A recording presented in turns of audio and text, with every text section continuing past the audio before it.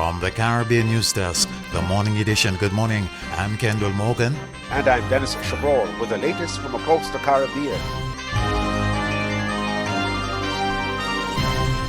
The United Nations has been using satellites to help conduct damage assessments in eastern Caribbean countries that have been ravaged by Hurricane Beryl.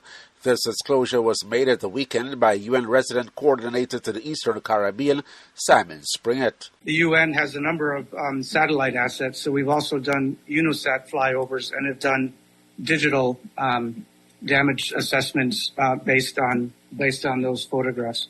Mr. Springett also says international and regional organizations are coordinating with their responses to the disaster, mainly in Grenada's dependencies of Carriacou and Petit Martinique and St. Vincent's Union Island, Meru and Bequia. The UN resident coordinator says the aim is to deal with immediate needs and long-term planning. I'm sitting in the Ministry of Finance and Economic Development trying to discuss how the development partners can support the government here, so all of the development banks and the partners, on how we can also concurrently be looking at the post-disaster reconstruction efforts. This does not mean in no way, shape, or form that the UN is not seized on the first phase response and to helping families and individuals, but we're trying to do this as concurrently as possible, so the response is as coherent as possible in terms of national planning processes. The United States has dispatched weapons and other supplies to Kenya's police who are deployed in Haiti. Under the auspices of the United Nations, the mission is there to fight against heavily armed gangs. The estimated 400 Kenyan police at the weekend received weapons and an armored personnel carrier to transport personnel and equipment during combat operations.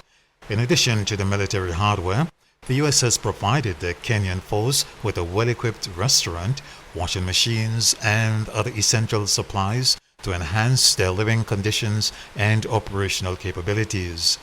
The Kenyan base in Haiti has also been furnished with a fully stocked medical camp to address any emergency medical needs that may arise during their mission.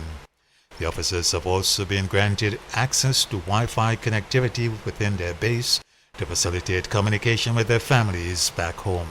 Barbados is moving to establish a serious organized crime unit following a recent spike in violent crimes on the island. The special unit is among recommendations coming from an assessment by the International Police Assistance Service, and which the Barbados police have accepted. Prime Minister Mia Mottley says her government has a meeting with the police on the matter. The reality is that we have, over the course of the last few weeks in particular, having seen an abeyance of it for over 15-16 months, seen a spike of crime where persons who know one another have been the victims of murder. The police have indicated to us in very clear terms that in many instances the cases of what we are seeing are not arbitrary crime, but are cases where people know each other and where in some instances you may even use the word vendetta. Guyana's High Court has blocked Clico Bank, a subsidiary of the Trinidad headquarters CL Financial Group, which collapsed in 2009, from accessing $20 million. That money is being held in escrow by Guyana's Registrar of Deeds. The High Court upheld Attorney General Anil Nandla's argument that the Companies Act prevents any external company that is not registered in Guyana from maintaining legal proceedings. Justice Navendra Singh also barred the company from instituting similar further applications on the High Court of Guyana without leave of the court. That was Clico Investment Bank's fifth attempt to have the $20 million released to the company.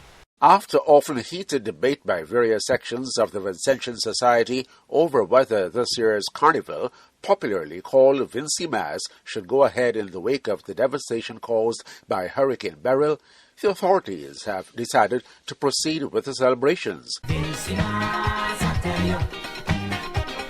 Vincy Mass, I warn you. The decision means revelers will hit the streets today and tomorrow. for the T-shirt band jump-up and costume bands parade. This after the staging of the Calypso finals and the Soco Monarch competitions over the weekend. The Association of Evangelical Churches of St. Vincent and the Grenadines, in opposing the move, said it strongly advocates a genuine national tone of empathy with those afflicted, which must not be conjoined with a season of festivities at this time. The powerful Hurricane Beryl hit St. Vincent and the Grenadines last Monday, leaving 2 dead and causing widespread infrastructural damage, especially on the Grenadines' dependencies of Canouan, Meru, and Union Island. Well, this has been the morning edition from the Caribbean News Desk. You may contact us by phone or WhatsApp at +592 700 9293. Thanks for listening.